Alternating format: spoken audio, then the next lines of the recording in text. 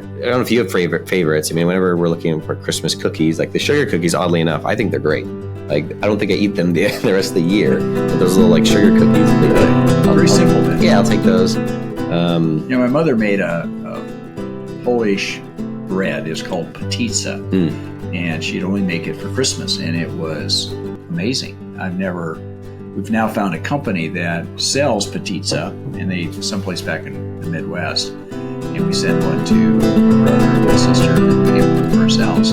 It's not the same. It's different. It has a slightly different taste, but it just brings me back to I've had those at your house. It's like a braided decorative bread. It's not just like a loaf, but it's got designs, sometimes raisins or other spices in there. It's amazing. Yeah, it's a great Christmas tradition of cookies. Every year, I think what we do as a tradition, we make a plate of cookies and take them to all our neighbors. Oh, that's very nice. And it's been a good getting to know your neighbors type thing. So the kids will bake 4 or 5 different batches. It's kind of like delivering flowers. Nobody is going to be mad at you for delivering cookies, right? I'm cute children and cookies. Yeah, right. There you go. It's hard to be a bad neighbor when you show up with cute children and cookies.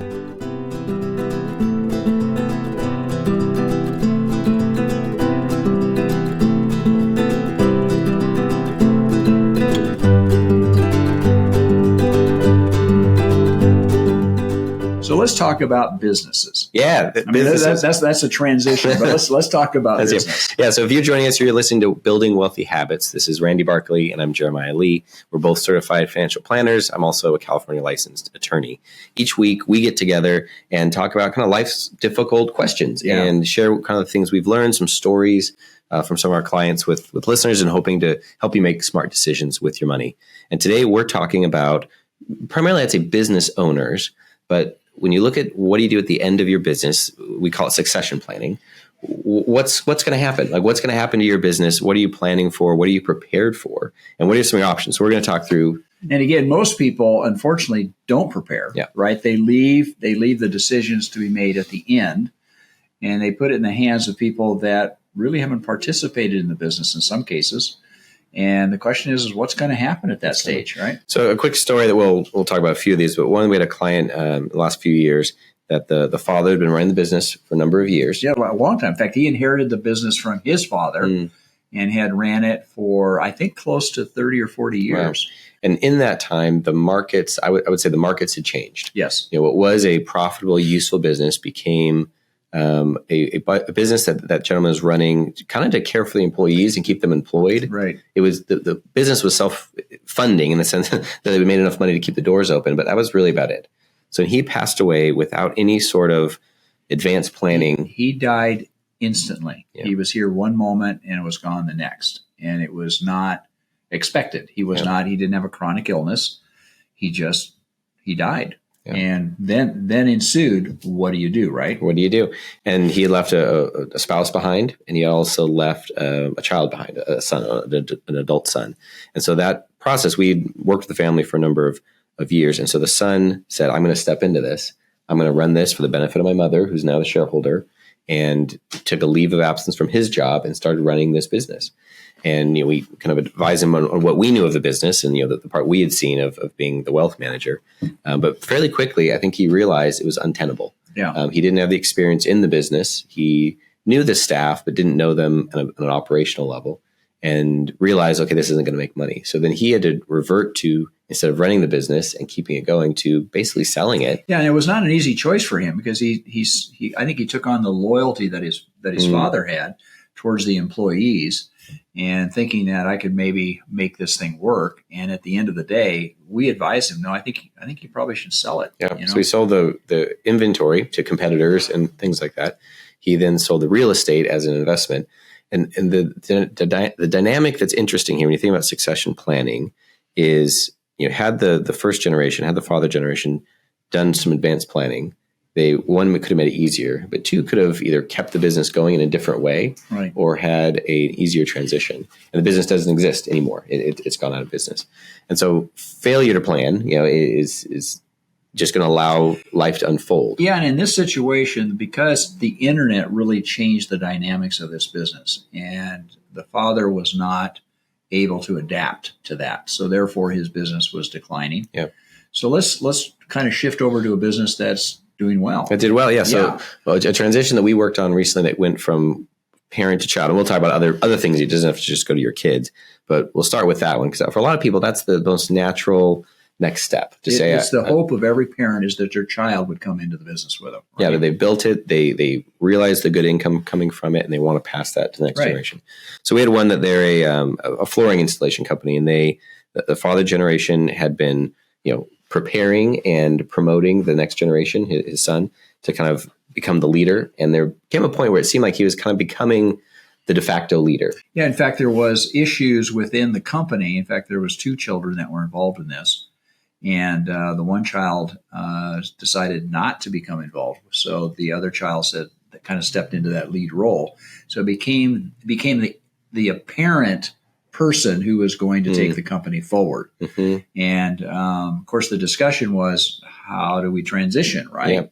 Yeah, and the decision process, how the day-to-day decisions are. So the son in this situation was all of a sudden was taking day-to-day responsibilities, but the father, who had run the company for a long, long time, didn't necessarily want to relinquish all those decisions, those relationships. So it's really kind of an interesting mix between the time that's been spent there and what was going on right now. I mean, the decision process that we made day to day, right? Yeah, right. How do you actually like the power dynamics in the company? Right. I did it. And then on the legal side, I came alongside them and we prepared kind of the legal documents of how do you transition the actual ownership from one generation to the next. What tax concerns do they have? What kind of ownership? For most people in this situation, the departing generation, the founders, it's not that they can just let all the income go away and walk off. Often it's what's going to fund their retirement. Right. And so it's not just a structure of getting the next one into the driver's seat, but also making sure there's a kind of a fair and reasonable flow from the operating business to the founder. And you don't want to cripple the company. So that's right. It can't be too big. It can't be too much. So that it has to be really designed appropriately so that the buyer, so to speak, has the cash flow to be able to pay the seller, in this case, the parent, without crippling the company. So it really has to be balanced out. And what a family dynamic, right? To exactly. say we're all dependent on this one business, but one is taking a no longer an active role in the same way, but wanting the best for the business. Right. We'll do a section 2 or part 2 on this, and we'll dive a little deeper in how do you prepare that next generation? How do you do that? But so one option, for anyone out there, and we've walked through this a number of times, is if you're looking at succession planning, your own kids, your own heirs are kind of a natural target. But there's industries, I mean, even in ours, where it's a service industry. The only person that's going to step into this has to have a certain skill set and desire. Or licensing or registration. Oh, that's right. Yep. All the things that go with that. So there's a number of businesses where a child, they're just not interested, or it's not the field they're in. It's just a non-starter. So then what? Right. And the most common that I look to next is partners. Mm-hmm. Is there someone else that you could either bring on as a partner and have a transitionary phase, or do you already have a partner to say if something happens to one of us, we'll exit? The hard part with partners is they're often close to the same age. Right. And so when one's looking to retire, the other one says, hey, I'll do that too. So that might not be feasible, but there are times, especially think of like a law firm or an accounting firm, where you have senior partners who are phasing out. And physicians go through that same process. Oh, yeah. They have a group, they'll practice together, right? You have these junior partners coming in as either doctors or professionals. And so that's less of a direct, I'm going to sell this to you on this date, it's all done, but rather a transition of certain owners peeling off, certain owners coming in. Yeah, valuation is a real critical step. And what somebody thinks their interest or their ownership interest is worth can be really looked at differently. I mean, if you're building assets, you got a building, you've got inventory, but then your receivables, how, the goodwill, all those factors that go into the valuation structure. And then, of course, the other issue is, how do you pay for it? How do you pay for it? How do you get your money out of it? Yeah, I mean, in the law firm context, often these young associates who just made partner, they're so excited, and the partnership says, here's a buy-in. This is what you have to buy into the firm. And they say, I don't have that money. So they have the senior lawyers or senior partners making loans to the junior partners, and it becomes complicated. And basically, the junior lawyers in that scenario, they have to take part of their money that they receive in fees, their profitability, pay taxes on it, right? Mm-hmm. And they are paying back the loan, which then goes to the partner. Yeah, the senior partners. So having a partner or someone in that space is a good option.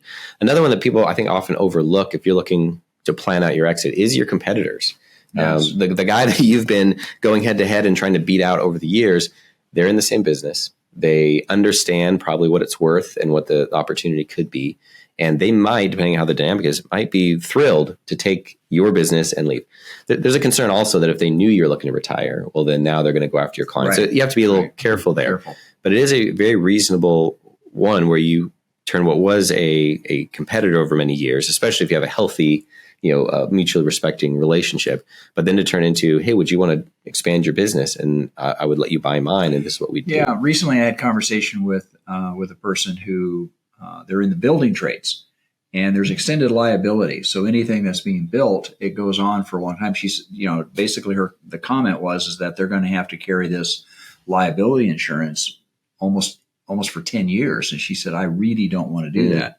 So one of the things that she talked about is just shutting it down and ending it, and or selling it to a competitor that would take over that liability if something would come up. And of course, as an attorney, you're dealing with all those contingency issues, right? Yeah. Right. And as a buyer, you want to be really mindful. Am I walking into this whole backlog of potential claims? And if you are, just doing it eyes wide open, acknowledging, okay, that might change the purchase price if you're taking that on. So I think we'll get to our next bucket, which I think is probably the most common, is what people think about. It's just selling the business to a third party. That you've developed it, you've run it, you're looking to retire.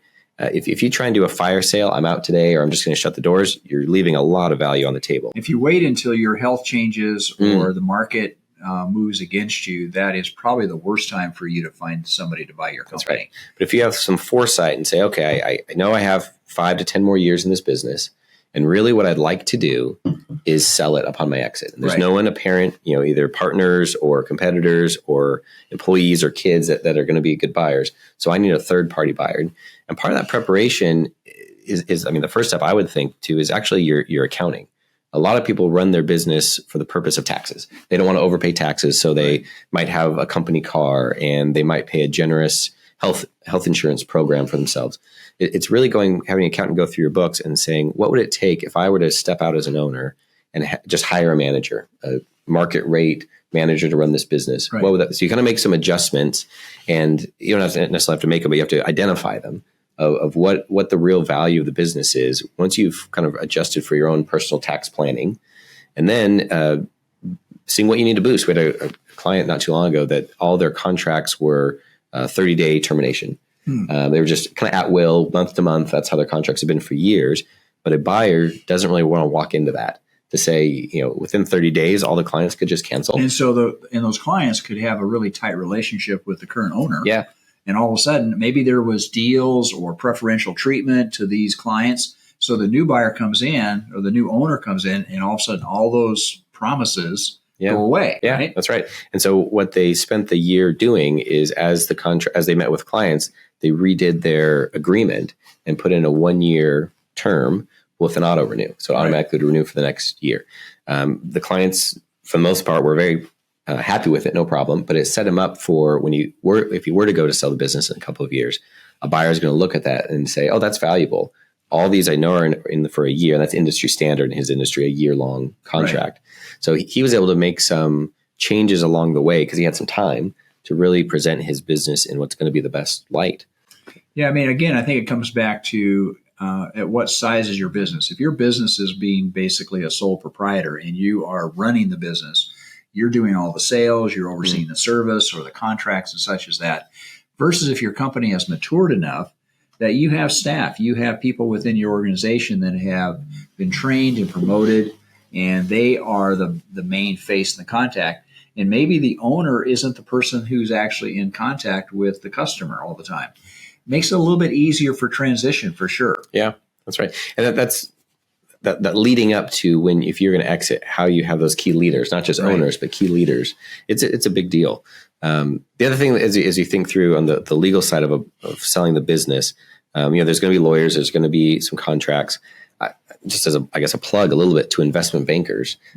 Generally, when people think of hiring an investment banker, they just see a big price tag and say, what am I doing? before joining Tricord Advisors, I worked as an attorney doing mergers and acquisitions and worked with a number of really good investment bankers. And what they would do, it's kind of like a real estate agent, trying to find a seller or a buyer for your house. If you just have one, your neighbor says they'll buy it and they say, I'll give you $200,000 for it. Which doesn't happen very often, right? Yeah, it doesn't happen as often. But if you had a buyer in your pocket, you might not know if that's a fair price or if it's the biggest price. The marketing gives you a value. I mean, from the marketing, if all of a sudden your competitor comes and says, I'll buy your company for X, you better know what X is. You better know what that price is. It's fair. And so an investment banker, part of their job is to kind of create a market for your business. So they would look at who are the competitors, who are the private equity companies that might want to move into that space. And they contact all of them and kind of promote your business and get a couple of bids. And it doesn't take that long to really see, okay, all the prices are kind of zeroing around this certain level. In other words, it's based on how they value it, right? Yeah. And you're coming in. These are the numbers. These are the things that we're looking at to determine what the value is. Yeah. Then it comes down to who writes the check. Yeah, and who the seller in that moment, who they trust is actually going to be able to close the deal. I worked with a number of businesses that, as they looked at the buyers, they didn't necessarily take the highest bid.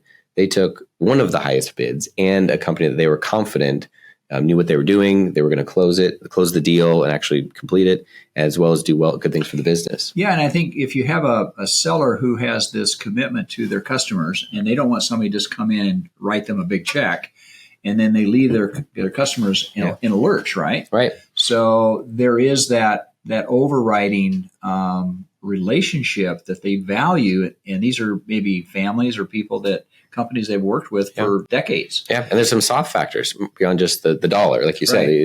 Are they going to be?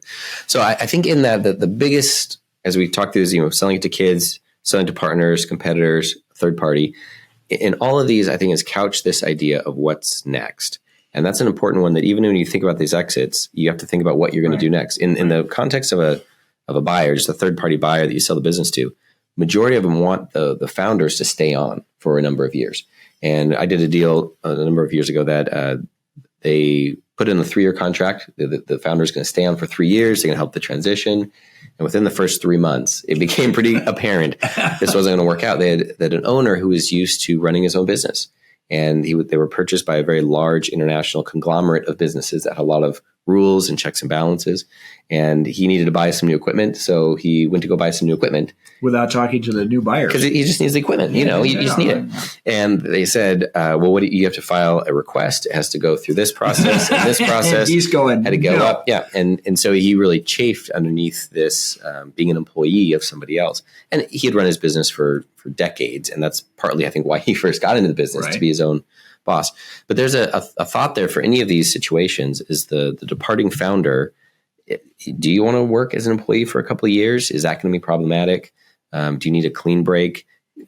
Could you, on the flip side, have almost a consulting agreement for then another decade? Mm-hmm. And is that going to be delightful to you? Is that a really good future? It depends on how that's structured. If you come in as a quasi-employee and you're under the mandate of, let's say that your purchasing manager would have to run everything by you, and if you're the owner, do you have to follow under that mandate? Yeah. In other words, are you going to be? I think of a large historical fight, so to speak, is when Bill Gross and Allianz bought PIMCO. Mm. And most of our listening audience will probably probably know who PIMCO is. And Bill Gross built this, but then there's the Mohammed Al-Areen came in as Allianz's representative, and within a year, those guys, I guess, apparently were at tooth and nail and completely different views, and it became a very public disagreement. And of course, if you're selling a company and if you still have revenue coming to you, you don't want to have this really, really ugly scene for the public and all your customers to see, right? Mm-hmm. Well, it erodes value. And in that one specifically, like you have big leaders who have done great things, but now clashing in either their approach or even the day-to-day. And that could decimate a business. And so you have to kind of find a way in which to get through that. So we'll have a section 2 or part 2 to this that will get into some of those. How do you prepare for this? Once you kind of said, this is a path we're headed, how do you get through this? I think just talk a little more, stories, because I think they're more interesting as we go through. I had a client not too long ago that had a number of car washes. And this was a kind of a fun one that I'd worked with for a number of years, and he was looking to exit. And it wasn't that there was one, pretty bow of here's the business. His business was spread out a bit. And so it became a real, I found it enjoyable, but he and I worked together to say, okay, who would buy each one of these car washes and where would that option be? And one went to private equity. There's a firm looking to expand here in California, so they bought up one of them. One of them went to a competitor in the sense that it was they owned a couple of car washes and stepped in this one. Another one went to a vendor, really. It was a vendor who had sold chemicals and was now looking to get into that business. And each one was different. I think the interesting part that anyone who owns a business already recognizes is that their business is unique. Mm-hmm. And even in this one, there's 3 separate pieces of this business that were all a little bit unique. And in walking through that, we had to advise on the taxes of each one, the risks and the concerns of each transaction. But the part that I think became the most interesting is as he was kind of selling off and checking off these car wash facilities, his future became less uncertain. It said, okay, well, I know this price and I know this price. Less certain, right? I guess in my mind, less uncertain. Maybe, yeah. Yeah, which way we're going. But say he knew he wasn't in the car wash business. He knew now the amount of money he would have for his future. Mm-hmm. And so us and what we do, we took off the legal hat and put on the advisor hat and planned out, okay, this is what this will mean for your future. And, they're all done together, but he knew, okay, if he got certain prices for these facilities, these car wash facilities. What you did is netted out, okay, this is what you're going to get net after all the taxes, everything you have to pay taxes, you have to pay off loans. Says, so how much do I live on? Yep. And so now it's translating that into income. Yeah. And of course, there's a lot of factors that go into, is that enough, right? Yeah. And for a lot of business owners, that's a black box because they're used to receiving income from their business and that's what they live off of. And if they didn't have that, they don't know what they do, which is fair. That's how they've lived their life. But to get to a point to say, okay, I'm transitioning out of this. I have a pool of assets. How are these now going to be managed and invested in a way that's going to fund the rest of my life? And it was a beautiful transition for this client to see him going from a business owner to a seller of, transitioning his businesses out. And now he's transitioned fully into someone who's retired in name, in the sense that he's no longer working in that sense, but he is now dependent on his assets to grow and to provide for their future. And going from a place, I would say, of unconfidence or lack of confidence of what the future might hold to a place now, I think he's very confident in what his future will be. And for a lot of people, it's the inverse. I think they move from, I have the business and I don't know what's going to come next. Yeah, and I think for him, it's because of his age. He's a younger man. It's not as though he's 85 years old and he's selling something. So he's going to be looking at this next season. What do I do? Yeah. And what's going to be meaningful for me to do? And that happens with a lot of sellers of businesses. They step into this next transition. And it isn't, retirement is a different picture for a lot of different people, right? And it's a key, and we talk to a lot of clients about this, of retiring to something, not just from something. Right. Like you have to find your next, and you have to be excited about it. Like it has to be something that is going to help get you out of bed. And for some people, it's engaging with their family more. For some people, it's starting an herb garden.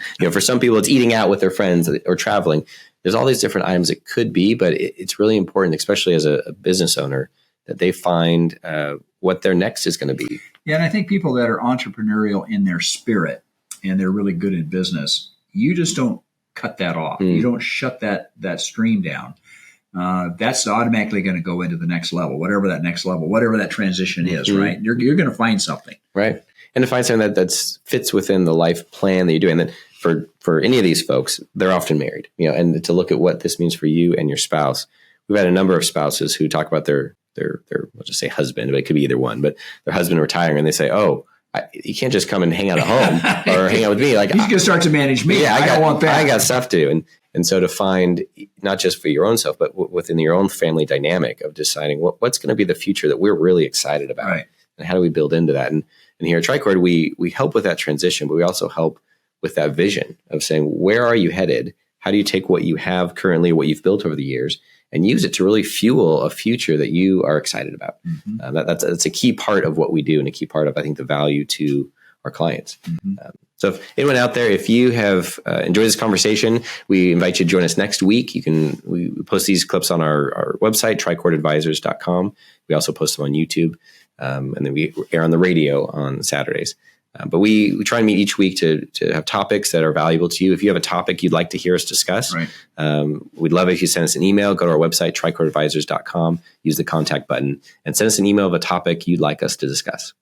Until next week, folks, may you grow in wisdom and knowledge. Thank you for listening.